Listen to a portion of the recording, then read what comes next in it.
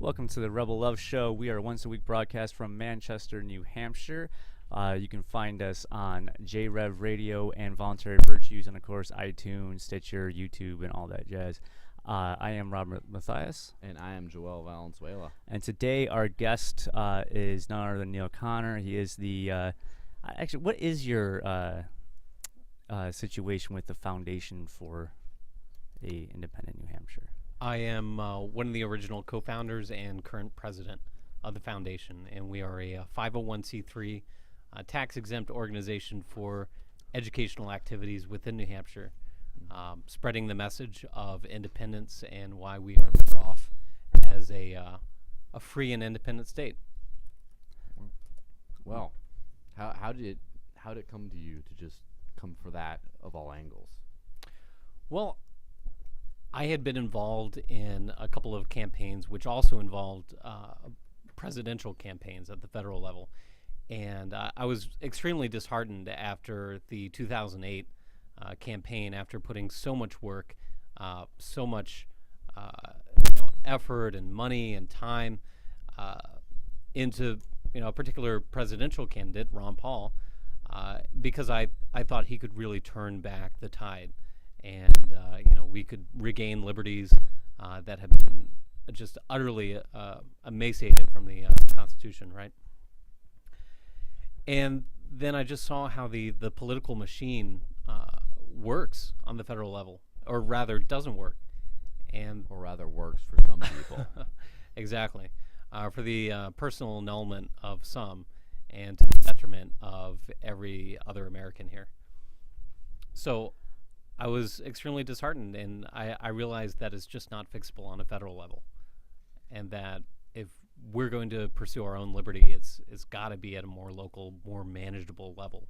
And New Hampshire is ripe. It is a place to do that, and it has the original spirit still left, the live free or die spirit. Yeah. Do you think it was ever anywhere else? Oh, I'm sure. What some of the original the Boston Tea Party happened in Boston, but yet look at Massachusetts now, which is a bastion of statism and control and regulation. A lot of places have lost it, but the spirit is there.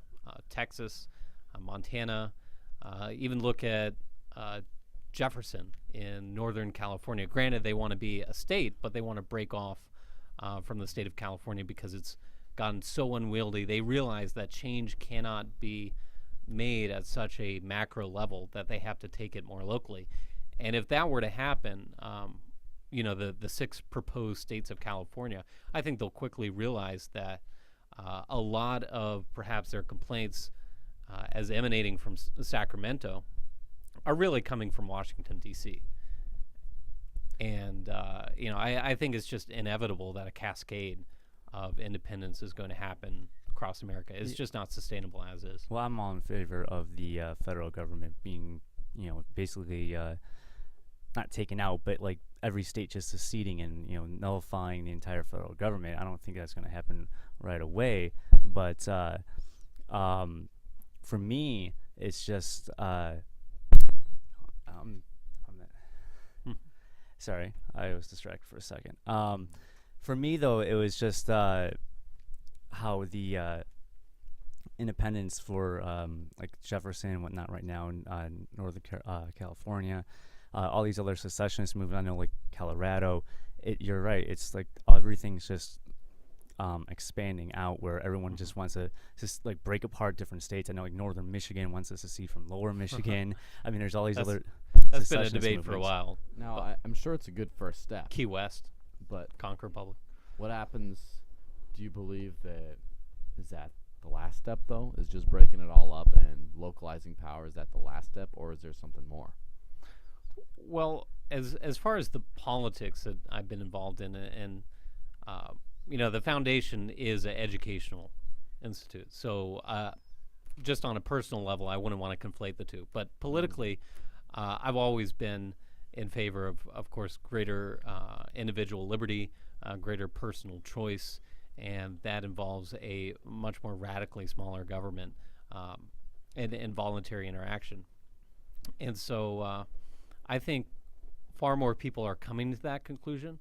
But even so, even if you are I guess you could say nanny statist in many respects, Washington D.C., bureaucrats thousands of miles away from you are not going to be imposing the same regulations that you want to impose. I think that with greater local control, there's greater accountability to the people that are within it, and ultimately, I would like to see, choice come down to the county level, to the city level, to the individual. We all need our own levels of sovereignty for people coming together in voluntary organizations. Now, I've sort of partially agree and partially disagree. I agree mostly. The thing is, I've also seen a lot of the most egregious slights against liberty happen at the local level, where you have people that can get together and do something that affects the average person in a very direct way, and they don't have to get a whole nation on board. Or, for example, I migrated from Arizona right before here, and SB 1070, the anti-immigration law, just got rushed in over a friend of mine, a cattle rancher who got shot by a drug dealer. And when Mr. Krentz died, then it was just easy to just sweep the whole state legislator whip him into a big frenzy and get this complete discriminatory law passed. And then even though the rest of the country, it's just like, what the hell are you guys doing? Right. So it makes it easier. It kind of cuts both ways sometimes, don't you think? Oh, absolutely. There's no doubt that if, say, certain states or certain municipalities weren't restricted by greater so-called greater considerations, such as the Constitution and the Bill of Rights, that no doubt that they would enact more statist laws that control and restrict the population more. Isn't a statist law kind of a redundancy? That's true. But there's no doubt about that. Yet, a lot more places will be freer to be, that shining city upon a hill. Be, a Yankee Hong Kong. Maybe Portsmouth will become, a new Singapore, right? Oh, it will. If I have anything free to say about it, it will. Oh, sure. So then you have a lot more competition. Whereas we could very freely move about states. So, say, if you were in Arizona, you could pretty freely move to New Mexico or vice versa, right? Mm-hmm. Now, my question is, if say every state seceded, we got down into smaller level, like cities, like city sovereignty and whatnot, what would you tell people when they say, well, we need a standing army to protect the United States or whatnot? What would you tell those people? Monaco doesn't have a standing army, nor does San Marino or Liechtenstein. Granted, these are small countries, and with independence, you can go as small as you want. If northern New Hampshire wants to break off and they vote for it, that's okay. But northern New Hampshire isn't going to be invading Iraq or Afghanistan or whipping up resentment towards the United States or towards free people by meddling in their affairs. It's really only Washington, D.C. that can do that has the power of doing that, and we're going to be a lot safer and better off and have more money in our pockets if a third of our income didn't go to them and towards oppressing world populations, right? Yeah. Now that reminds me of the whole National Guard thing, and there was a time in my life when I was looking towards joining the military, and so did a little research into the whole National Guard structure.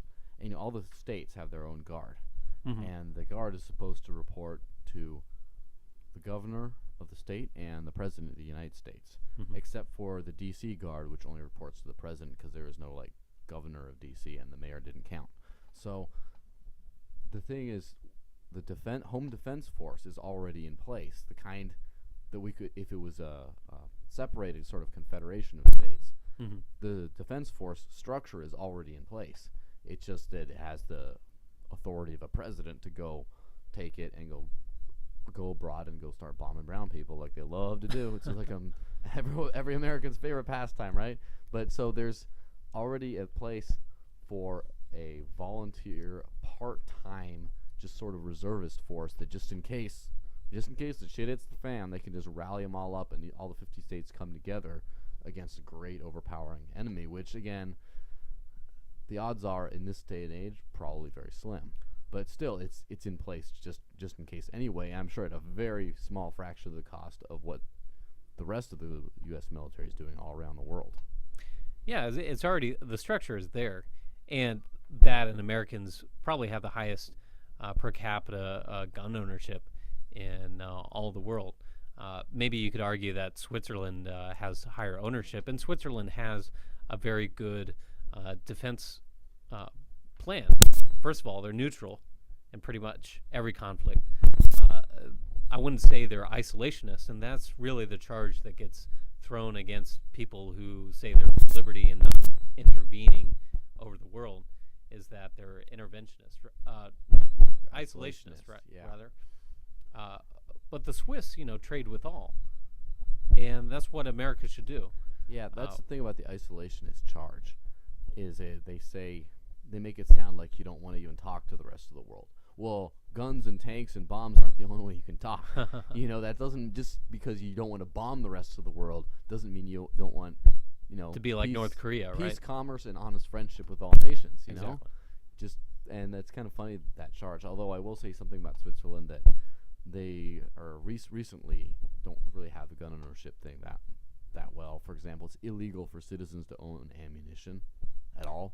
Yeah, they do have to report, whereas they can have their rifles in their home, and I think they're required to if they're a reservist or under a certain age. Exactly. Then you do have to report to like a distribution center. You can go to the range and practice, but all the ammo stays on the range. Yeah. And that's one thing that annoys me as a personal pet peeve. Every once in a while, you see some conservative page or email sharing, Switzerland, They land always of show assault those two rifles. girls on a bike with the ARs on their back. Just some other just nonsense, and then Yeah. it's like one of those like lies that just keeps going and going. And I had this for my blog, The Desert Links. One of my writers is a recent veteran of the Swiss military, and he wrote something about the whole gun situation there, adding a little bit of reason to the whole debate.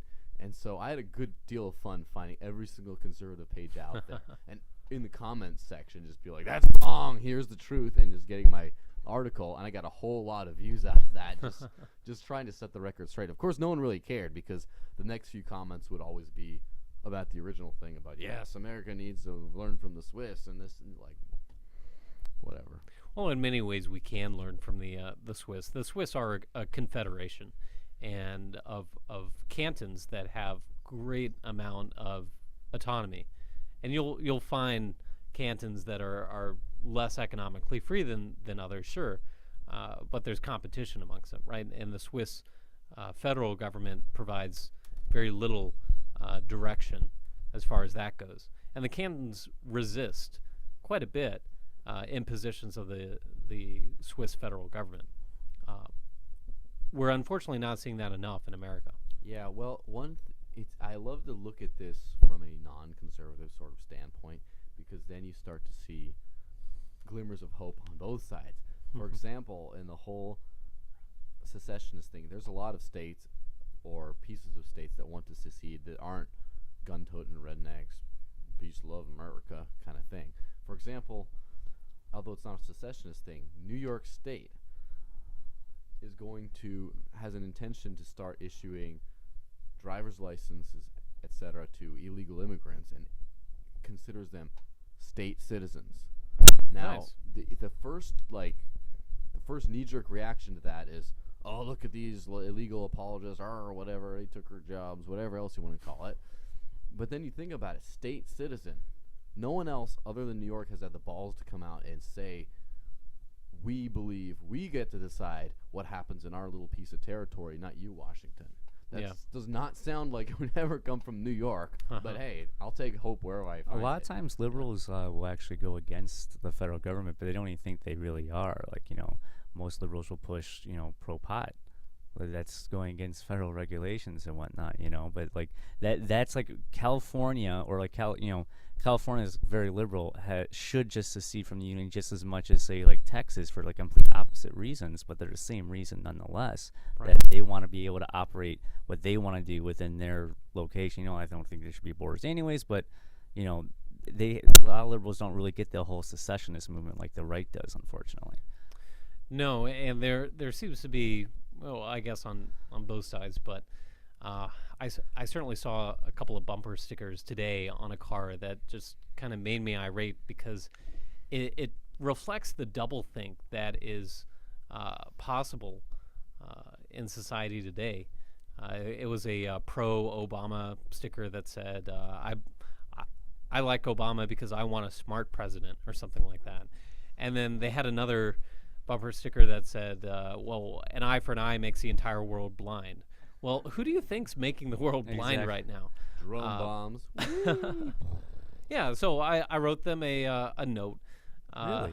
There yeah. we go. Yeah. Do you, Good do old- you, good like, old keep, street do you keep activism. like a note and pen ready to do stuff like this, or like in general on you? Oh yeah, I have pamphlets as well, but I just wrote a handwritten note because one of their stickers said, "When did yielding blindly to corporate interests or something like that become patriotic?" And so I said, the same, but corporate war interests. And then I list all the actions of the current president. It doesn't matter who the president is; the same actions, right? The same Yeah. people. Exactly. Same military-industrial complex that has influence over America. But, all the actions that people don't even know about, like drone bombings in the Philippines, right?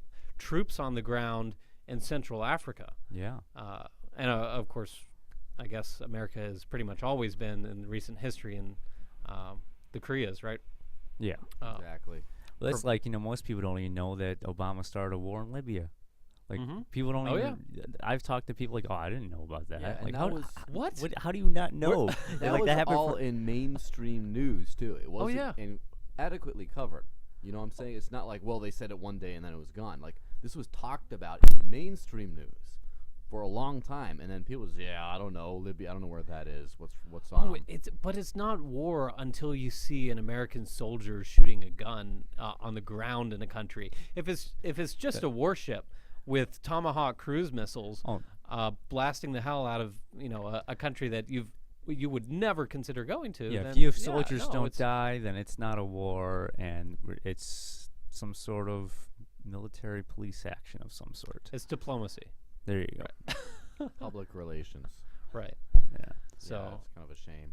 yeah, Well, I've noticed the whole secessionist trend to be a global one. It's not just the U.S. has always been sort of. Wasn't there a part of Spain that wanted to secede or Wasn't- whatnot? was- Oh, is- yeah. Has there been a part of Quite a bit. Spain that didn't want to secede? Sometimes I think that Spain wants to secede from Spain. so many European countries are just a conglomeration of many regional states that have always had their own sense of autonomy, like Catalonia or the Basque in the north, right?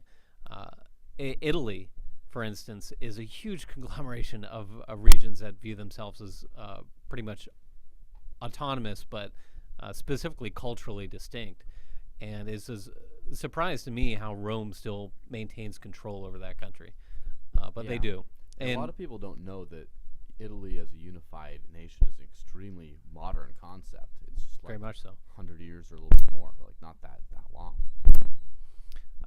It's completely new, and there are some holdouts, some like principalities of San Marino, or the Vatican City is an independent nation state within that. But I'm very glad to see far more of a global push towards independence, and the world has seen now. The world has now more countries than it did 50 years ago, than it did 100 years ago. Now the Well, hopefully that doubles or triples. yeah, now the one example I'm very interested in is Scotland, because Scotland, the Scottish people didn't have that much of a self-identity as early as the 1970s, and then it's been a resurgent thing. Now they got their own parliament, they got their own bank, which still issues Great British Pound notes, but they say Bank of Scotland. And elsewhere in England, sometimes people won't even take them, even though it's technically the same currency. And they're up for a secession vote, an independence vote this year, just like a couple months. Yeah, the referendum passed, and it's now going to a vote, right? Nice. Is that it? I'm curious. I'm not 100% sure on that. Honestly, I'm not up to it, but it's something that is just hearing that is very exciting, because I know the trend there has been, like you said, greatly increasing. In fact, I've seen articles recently just playing into Bitcoin, which is a great way to reduce central control of the Federal Reserve and national banks, right, Well, released their grip, they were speculating, could Bitcoin essentially become Scotland's new currency? Well, Well, here's Scott, their method Scotland of has secession. Scott coin and whatnot that people Yeah, are trying to let me push. let me talk about that for a Oh, second. okay. Now, Scott coin is another one of them altcoins, right? Created specifically for the Scottish people. Now, unlike Bitcoin, which was all mined basically, most Scott coin was actually pre-mined and distributed among the people of Scotland, just to make sure everyone has some. Like, even if you want to get on the Bitcoin bandwagon, odds are you don't have any. You have to go find someone who's sitting on a million of them and try to buy some off them with FRNs or something. Now, if just about everyone in Scotland has these, it's a lot more of a chance of being used. Now, already before the vote, before any kind of sense of national unity or something like that ties all this in, there's people that are starting to do work or services or sell products at a 1-to-1 conversion ratio from Scott coin to the Great British Pound. Wow, that's a lot of trust. Yeah, that's a lot of trust, and Scott coin is currently not very much more valuable on the market than Dogecoin in terms of trading value, Right. but people are already starting to take it as if it's a £1, as if it has that exact value. And if that keeps happening, the actual value of it, the global value of it, could shoot to that level. I don't see that happening. No, I don't see that happening either, because part of the benefit of Bitcoin is that you can be a global trader, right? You can order alpaca socks from wherever and have them delivered to your doorstep for Bitcoin, and Now, they could have come. This is a confessional now. How many pairs of alpaca socks have you bought in Bitcoin? I haven't, but I think it's my patriotic Sadness. Bitcoin thing to do, because that was pretty much like the first product available on the internet for Bitcoin. Was alpaca socks? Alpaca socks, yeah. You can Alpaca still get them socks. from the same producer. Now, we just need to be saying alpaca socks about 12 million different times during this whole rest of the show, because our good friend Andrew Vermillion, who runs Shire Dude, will have a field day with it for comedic purposes. Yeah, I'm not going to do that. Oh, Well, no, has he Socks posted too. some of the raw stuff now? Is that going Yeah, on? he posted the raw stuff, Okay. including the 2-second videos. It's good. I like the 2-second videos. Okay. That one had like 8 views. For the viewers at home, this whole thing, the raw video. I hate to take away from the Bitcoin for a second, but raw video. All right. Rob is a very big fan of raw video. I'm a pretty big fan of raw video. It's activist film stuff, and it helps to have it up there on a channel or something. Yeah, we have a channel called youtube.com/Mantra, where we upload all of our videos from PorkFest, the DUI checkpoints, wherever we go to, Operation Arcadia. Like, all those videos are up there in playlists and stuff like that. For the community use. And It's Andrew, sharing, man. Now, Shire Dude has been holding out on the good stuff. I'm calling him out on the show. We can go back. I just want Yeah, to do that on the he's- show. I'm still upset about it. He's held out a little bit. He's been too busy / well, he wants to go through it to make sure it's all good. Like a few valid artistic points. Now this guy, on the other hand, is like, I don't care if it's 2-second videos of like the grass man, put it up there, man. I don't You care. can always go back and so delete there's it. like 5 million videos on this channel, and most of it is pure Crap. bullshit. Yeah. And you have to just go sift through all these Well, 2-second So then videos you to have find anything of value. a high noise to signal ratio, and then that makes me not want to visit your channel. Sorry. Exactly. Oh, That's don't sort know of what to tell my you. point, Give me- Andrew's point. But Well, he can sift through it, but he's been sitting on it for weeks. now That's what was I my will point. say something about visiting the channel. I don't know if you agree, but I don't think it's a channel to be visited. It's a channel to be used Yeah. if you're making Yes. your own. It's video not that's really- actually watchable. Right. It's for people to you make know? edited videos and whatnot. It's not really just for like, hey, watch this. It's for Yeah. people to take content and make stuff of their own. At any rate, back to the original conversation. Bitcoin. Like, I can see Bitcoin becoming like the currency for any kind of state that wants to secede from like any country or whatnot. Like any country like breaking apart, they don't need to have a central bank. There's no purpose of that. Like, it's like Bitcoin literally gives a tool to any secessionist movement. Like, you just use Bitcoin. No. You already have a currency at your disposal. Yeah, and then you can focus on the real ideas of why independence is great, rather than be accused of playing your own country. Like inventing your own flag and anthem and currency, right? There are Dogecoin, tools of Dogecoin. value out there like Bitcoin, like silver, like gold, and in fact, states accepting silver and gold for payment is a thing. Utah, that was one way of pretty much saying to the federal government, we no longer trust your pieces of paper, your ones and zeros, because there's nothing backing it except for ultimately debt. Well, that was the case too before the whole modern central banking Federal Reserve System. Was countries were either on the gold standard or the silver standard, and so even though they had their own notes, like say pound sterling of silver, right, and Sure. Stalin, things like that, it was still the same gold or silver backing. It's interesting to see the economic interconnectivity. For example, when the Great Depression hit, it hit all the countries on the gold standard. None of them on like China; they were on the silver standard. It's kind of interesting thing to look into with that. Yeah. But the thing with state currencies is when you form a new state, you don't need to necessarily have your own state money. It's just that people use whatever they do. Now, the only problem with that, with having a state, here we go full on back into the whole black and yellow, whole anarchist thing. How do you tax people? You don't. And how do you have a state if you don't tax people? You don't. Sure. That's certainly an argument. As the foundation, our focus is for independence of New Hampshire. Whatever New Hampshire, the geographical boundaries look like after that is, a discussion that we leave towards the people of New Hampshire at that point. It's all about harm reduction, and we feel that some of the greatest harm comes from Washington, D.C., and that's something that we can mitigate and become more prosperous by being without them. Yeah, that's for sure. I mean, it's long since past any time when a good valid case can be made that the federal government represents the best interest of the people of New Hampshire. Now, there can be arguments for staying in the union. Again, not arguments I'd agree with, but arguments for staying in the union because of the benefits that the rest of the interconnectivity of the states provide. For example, New Hampshire imports most of its food. It's like, well, we need the other states. But do we need to be part of the same federal government in order to benefit from the whole rest of the world? I would say no.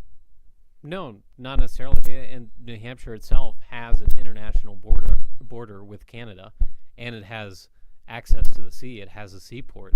So that doesn't mean that we can't be trading partners with the rest of the world, nor with whatever remains of the United States. But my personal belief is that if New Hampshire or any other state, for that matter, were to be first to declare their independence, then I think if that state has gotten to that point, surely others have. And if they see that one state has the gumption of declaring that, then the others are just going to fall like dominoes. I down the definitely same think path. that others would follow suit. At least a few states in the union would probably jump on board. Always kind of curious though, like what do you imagine would happen if, say, New Hampshire and Texas or Montana all at the same time or something like that, all at this roughly within a week of each other declared independence, like their state houses voted on it, the governor signed off on something like that, and all of them, seceded from the union, and they would send their National Guard one out to any federal installations within their states, asking them to leave. What do you think, like, the federal government's reaction would be at this time?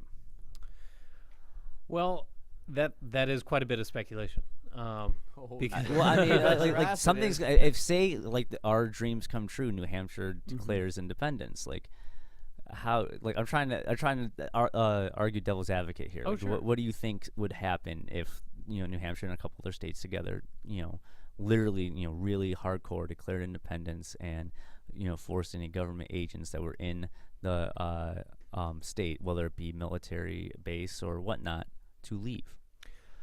I can say what I think would not happen, and that is, I don't think Atlanta would be burnt to the ground again. This is the age of YouTube, as the age of the internet. The world is Age of the such. Bundy Ranch surviving. Yeah, exactly. Exactly. it's an age where the world can get behind your cause and contribute to it and support it with Bitcoin, right? Uh, and and they can't just burn down a city with impunity, right? If their argument is that that they are the bearers of liberty and prosperity and freedom in the world, then I don't think that they could possibly roll out tanks along the border of a state now, trying to be freer and retain that argument. Well, they can just use drones. There wouldn't be much ground-based stuff. Let me put it this Sure. way. When I'm thinking about this, I think we're going to be okay, because the worst case scenario is still something that can be survived. The worst case scenario is they say, screw you guys, we're occupying with the full might of the American military. And that kind of sucks. I'm not going to lie, but look at where they've attempted that in the Middle East. In poor, broke, uneducated, whatever, terrible countries, and they've had severe resistance issues, right? They've been able to sustain this thing for so long with these severe resistance issues, and just the most wealthy, powerful country on planet Earth that spends 46% of what the globe spends on military somehow can't keep a little pissant nation like Iraq or Afghanistan, which has the lowest per capita GDP, or is tied with Burundi. I mean, it goes back and forth. For the lowest per capita GDP on planet Earth, they can't even keep it under control. Now imagine New Hampshire. I mean, it's a small place, but it's one of the wealthier or the higher per capita GDP states. It's, armed to the teeth. It's mountainous and hard to, invade. I mean, it's not saying that, like, they just lose. Are you trying to say that we're the Afghanistan of the United States? I'm talking about we're like the Afghanistan's wet dream. Because holding down occupation there would be so much more annoying and difficult and painful, and all the while the clock's ticking on global public opinion on this thing about how could, and then what is it, Vermont's going to go next, join in on the fray, or Maine or something. I mean, that's the worst case scenario, right? I think we're okay in the worst case. Now, better cases where it would be they roll troops up to the border and just say, hey, just so you know, you better give in. And then what? Then it's like a Taiwan-China standoff for like 50 years before they finally just like stop pretending that they own each other. I think a better thing that might happen is the fact that the federal government would just like do a quick raid on like the governor or something like that, and they'll do a huge media campaign painting that governor as like some sort of nut job. Yeah. Now what happens with the state house or whatnot after that's another question. They still might push forward on it, but that might be one thing they try to do. But I don't see them I don't see them going to a full-scale war or like anything like that, because it's the day of the internet. It's the day of everyone has a camera, and they're not as soon as footage gets out of Americans killing Americans, like it will be that. I can't imagine a world where that would keep going farther and farther. Not a present-day world. Not in the present-day world. No, not with the technology we have today. If the governor, just in your scenario, if the governor were to be abducted, we have such a huge House of Representatives in New Hampshire. I think they would be entirely indignant that their state's sovereignty was violated in such a manner, and try doing that to 450, 500, whatever representatives. But I do want to make it clear that the Foundation for New Hampshire Independence does support peaceful independence. Well, obviously, I'm just bringing hypotheticals union. of what might could happen. So we mentioned your involvement in the project. Not necessarily, you're not here representing them. No. So it's not like, And I've been speaking of my personal political beliefs, so that doesn't represent the foundation. Nevertheless, I don't even think that such a violent scenario as you painted is even possible. I mean, look at the most tyrannical, jackbooted dictatorship in the world to date, the one that had the most power. I mean, you think of all the nuclear weapons that the Soviet Union had at their disposal to subjugate the population of Kazakhstan or Uzbekistan or Turkmenistan or Estonia, right? And they could not keep the Soviet Union together. Yeah. And I think that the U.S. federal government, honestly, is probably going to fall in a very similar fashion. I can imagine, again, this is pure speculation, right? I mean, I have no intelligent thought behind it. This is just straight out of my ass, right? Mm-hmm. New Hampshire said, we don't want to be part of the union anymore. We're independent. Federal government says, well, we still think you're part of us. And it sort of goes back and forth for a while, and then nothing gets done about it. And then maybe then Vermont says something too. Like, no, you guys, no, you too. And just eventually, until finally it's like 12 states just secede and the federal government just gives up trying. Yeah. It's probably going to be something like that. Let's go on a different tangent here for a second. All right, you're a I always bring this up. I don't know why I do. You're a person that believes the singularity is coming, right? Are you a technological person or whatnot? I look forward to technology liberating humans in many ways like that. Yeah. Okay, now, do you think that the secessionist movement here in New Hampshire, do you think it will beat the singularity, or do you think the singularity will beat that? I mean, it's coming. You know what I'm saying? I think it will become irrelevant once the singularity. That's my point. Right, comes. Which comes first? Well, that's a good question. I don't think that the American empire can really last that much longer if they're going down the same path, especially with the debt as it is, right?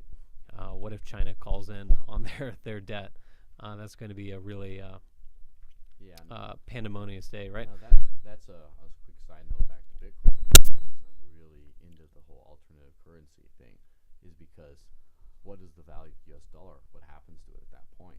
Mm-hmm. So I want to have as much of the world off that as I can before the collapse comes. So go on. Oh yeah. Granted, people have been saying the collapse is going to come since the 70s, and it hasn't just yet. And overall, with each year that passes by, we are more prosperous because of technology. But I just worry what could have been. We all know. Well, we can all speculate on what could have been had it not been for, say, government subsidization of roads and the highway system.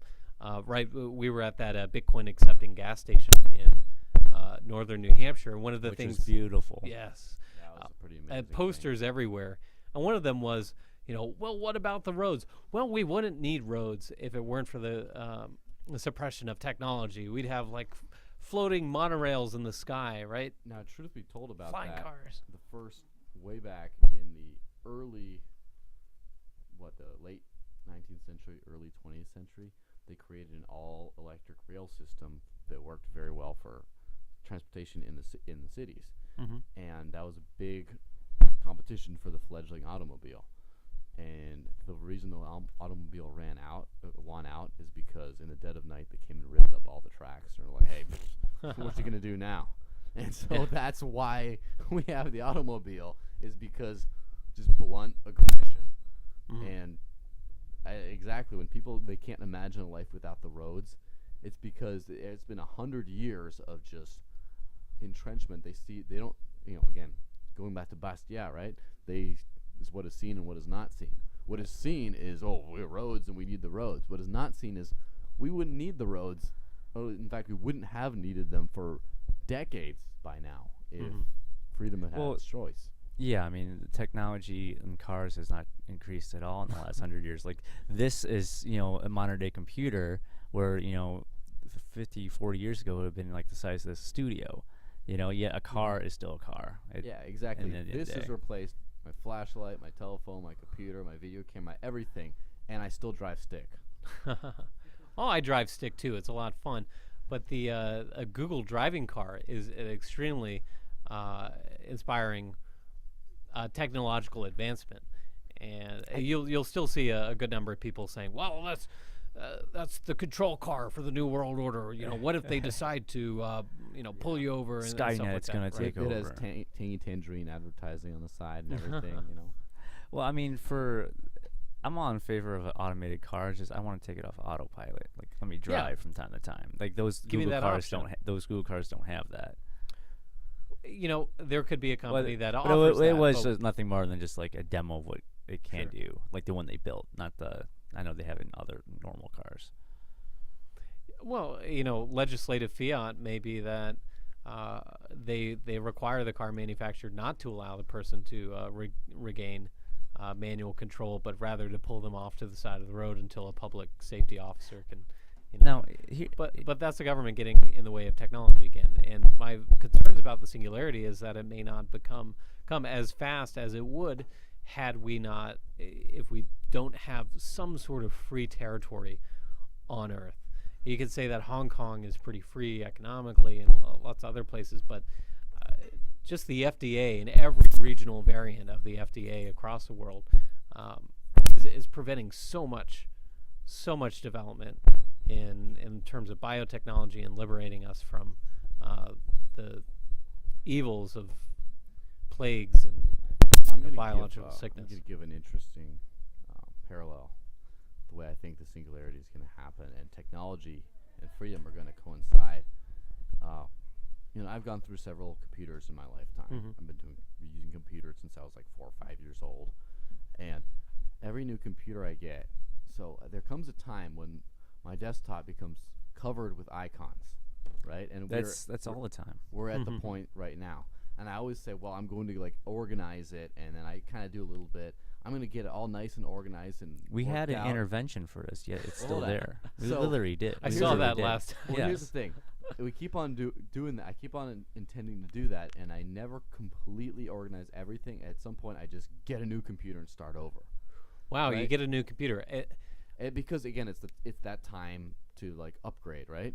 Uh-huh. But the problem of getting rid of the old regulations, right? I never get rid of them. I just move on to a new system, and so that's what I think the whole technological liberation is going to be. It's not going to be, well, we get all this technology and then we abolish all these old laws. No, I don't think so. I think we're just going to get so far above and beyond the whole structure that eventually the laws are on the books for another millennia, but no one ever touches them because there is no system alive anymore because we just moved beyond that. Technology is just going to supersede that. It is going to develop at such a rate that no one can even consider the like month-long debate on, how are we going to regulate X? Well, we've already moved to a completely different Abundance will distributed also platform. take care of that. I mean, a singularity will cause abundance in energy and substance and whatever you may need. So, like, I'm talking as if like I'm preaching the singularity. I mean, Earl Grey tea, hot. yeah. That's what Picard would but say. I mean, when technology gets to so fast, at such an accelerating point,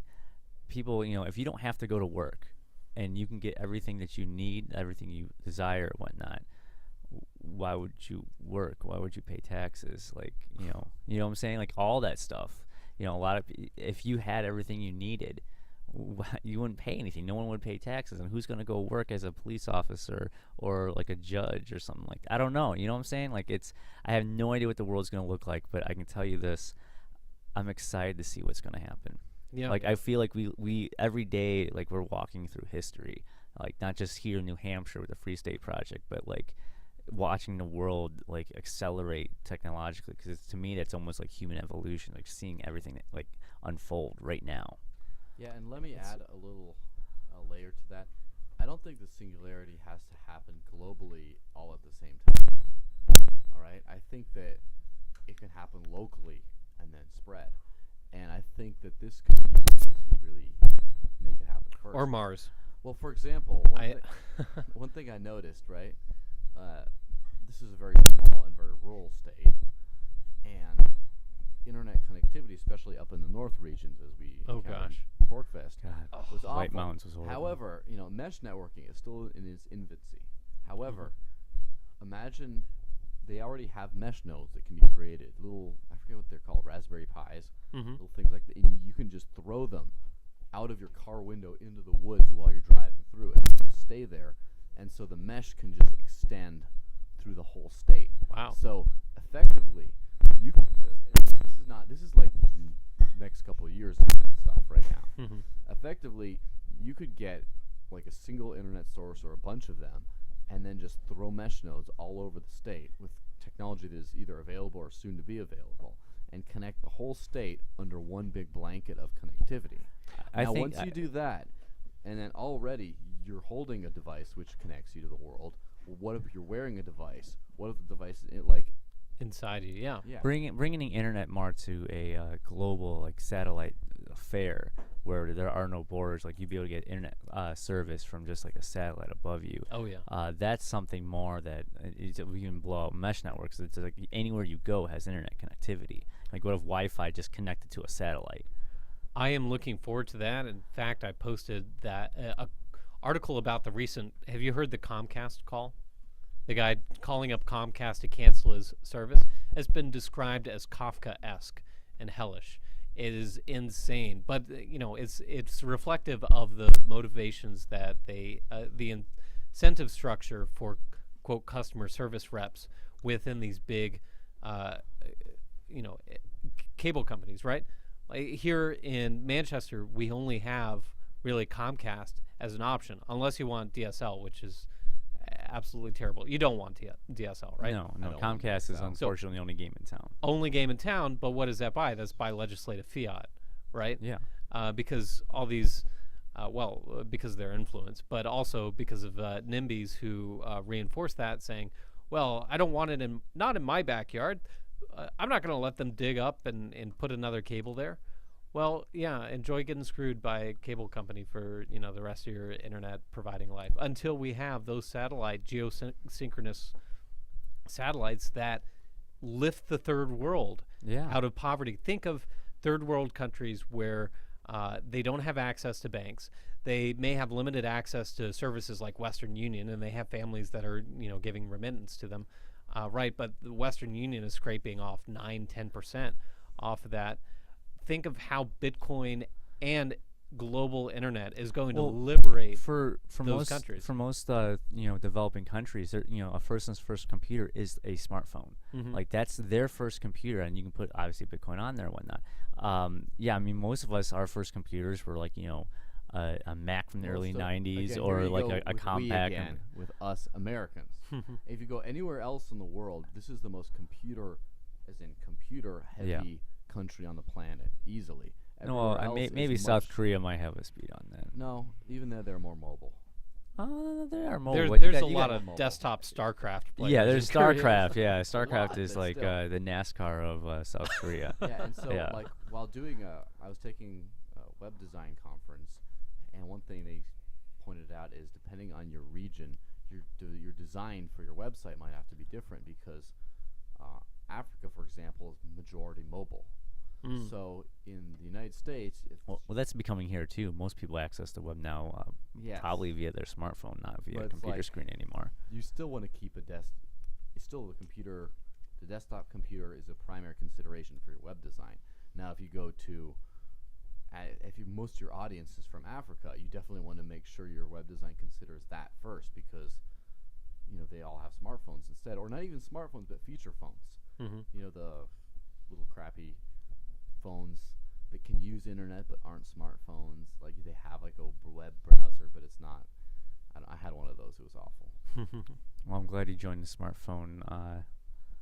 So you could be tracked by the NSA. Here's my thing. Here's my thing. When people there's a thing with this community. There are Luddites in the community. Okay. And they're like, they don't have a smartphone. They have like a burner phone. And my thing is, run around with sledgehammers to attack printing presses at random.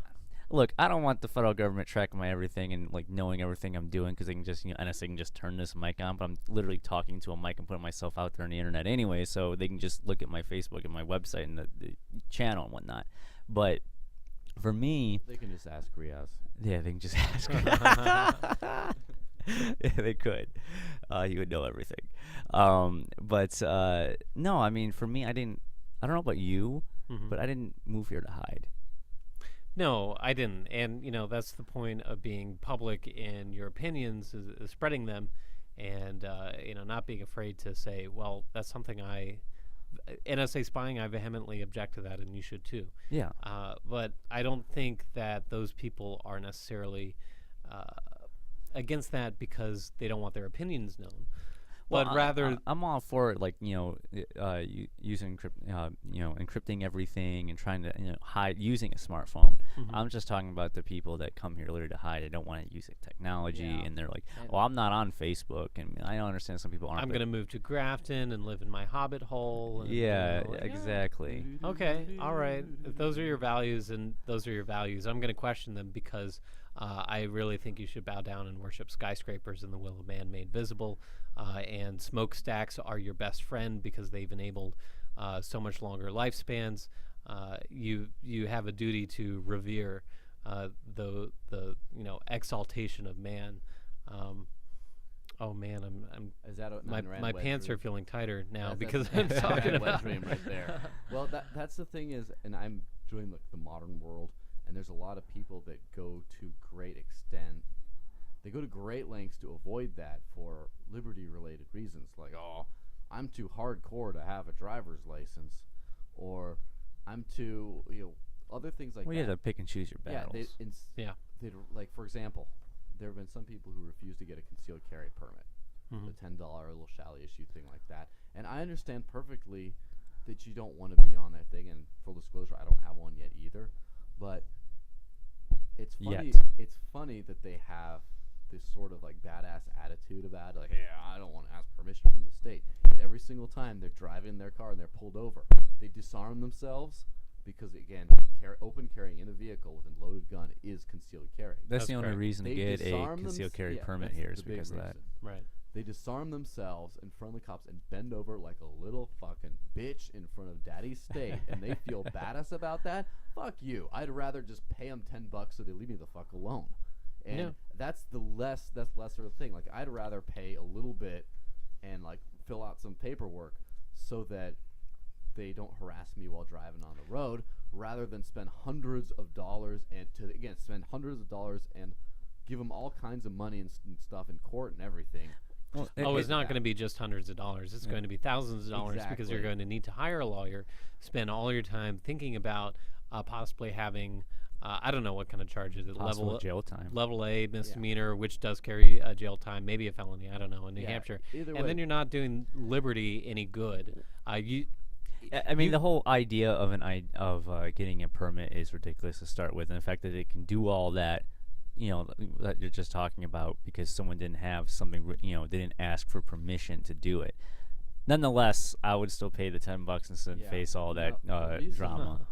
That's not a battle I'm willing to fight. There's battles, but that's if you live on not a mine. farm or have some kind of life, or have someone who already did the dirty deed and got a license and drives around in your household or something, so you don't have to. I perfectly understand, and in fact, I cheer you if you don't get the paperwork, if you can afford it.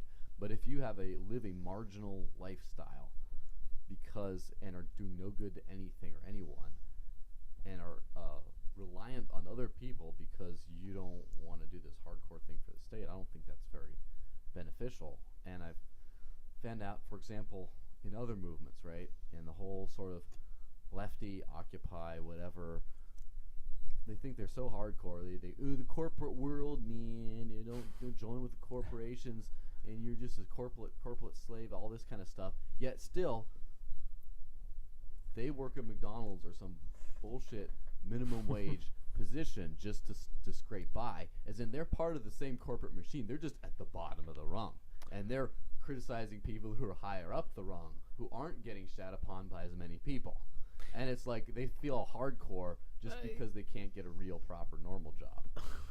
And it's like, but you still have the same job in the same system. You're not outside the system at all. You're in the system. You're just at the bottom of the system. That doesn't make any sense. Right, or strike it. Be your own boss. Strike it on your own. Create, some sort of company. Sell some sort of good. Provide your own sort of service. And yet, see, I do have a criticism of left libertarians in that they reflect exactly what you're talking about. Exactly. It seems to me, they want to live their life in their little fantasy shire and have no ambition in life, and just complain. They don't want to take it upon themselves, but rather they think that that's achieving liberty in their lifetime is someone else's goal. They're just going to retreat so they don't have to see as much society as possible. Now, what I do respect very much is the left libertarians who start building the world that they're wishing that they had. For example, they started making their own gardens and stuff like that. When they started walking, anyone that starts walking and walk instead of talking to talk, I'm in support of. Yeah. Sure. I mean, the whole being out of the system entirely is either crazy Bitcoin billionaire entrepreneurs who are just at that level that they can just flip off the whole world and live a comfortable, great life, or It's for people who manage to establish some sort of really alternative lifestyle that actually works, where they don't have to go and either be homeless people or beggars or have some terrible low-end job. Sure. Where they can actually have their sustainable garden or whatever, have their, dreadlocking class for Bitcoin or whatever they want to do, and make a decent living off of that and stay out of the state. I'm with you, but I'm not going to be living in a wigwam anytime soon. Yeah, Yeah, and neither am that's the I. thing is these disagreements with the movement. It's in a free world there would be no disagreements because they'd all be living in their own separate little happy place in the free world and not fighting with each other. And the only disagreements come because it's like, well, I think that in order to achieve liberty this, I think in order to achieve liberty that, et cetera, et cetera. So I don't think there is so much as a left libertarian, right libertarian. Right now, in terms of politics or the system, we're all straight up libertarians. And in terms of social, we're all left or right. And they don't necessarily need to come into conflict. No, I mean, all of us are, libertarian here and agree. I mean, everyone's for, social. I would pretty much say everyone that is in this community is very socially liberal. I can't imagine most people here being socially conservative. There's a few. I've encountered a few that are more and a few that are very much. Well, as long as they're not pointing a gun at me, I don't care. Yeah, that's exactly the point. They can be right all they want. They can be conservative as much as they want. I mean, I'm conservative government to the point where I don't want to exist, but I'm very socially liberal. People can live their lives. I don't care. They can invite me to Catholic Mass all they want, as long as they don't try to use any force against me whatsoever. I can just say, no, I'm going to sleep in because. No, but I would say a majority of people I've run into in this community are very socially liberal. Well, that's the thing. You find some things when you have free choice. When you have free choice, people tend to, for one thing, they tend to be all over the map, but also they tend to more conglomerate into smarter, I would say smart, that sounds asshole-ish, but they tend to conglomerate into more kind of patterns. And so there's a lot of lifestyle regulations and things like that tend to be, because people are involved in this force-based kind of culture and system, they tend to all conglomerate. And as soon as the chains are off, they're just like, they're like Amish released out into the world. There's a woo party. They just go out and do whatever they want and don't feel that connection to those rules, etc. I was very surprised, but unsurprised when I first heard of the Dome at Pork Fest a year ago. Right? I've still never been in, and probably will never. Did you go in it? I went in it for like a publicly advertised session of, I think, rope play and suspension and stuff, and it was like acrobatic and interesting to see. But this year then they had like the other dome. The dome squared. The dome domed. We're actually going to have to leave it off at that because we're hitting the mark. We're going to leave it at a cliffhanger there. The dodecadedrome. Yeah, just leave it at the pleasure. There you go. I left my love. All right, Neal, is there any place everyone can find you at? NealConnor.com. Thank you, by the way, for being on the show. No worries. Thank you, guys. You can find me at NealConnor.com, where it says in plain text HTML coming soon for the past 2 years. Well, there you go. Well, maybe someday it will happen, hopefully before the singularity. A web designer or graphical liberation front come to your aid? No, I don't have a blog yet. All right. Well, guess what? But get on that. Hey, rebelloveshow.com. If you blog about activism around the community at all, you're free to write for us. Well, I appreciate it. If you are interested in independence and the idea of New Hampshire independence, you can find the organization at nhandependence.org. I'm definitely am. So you can find all of our content at rebelloveshow.com. We're on JRev Radio, Voluntary Virtues, iTunes, Stitcher, and of course our Facebook page. Go ahead and like that for us. And we're out. Peace. Peace.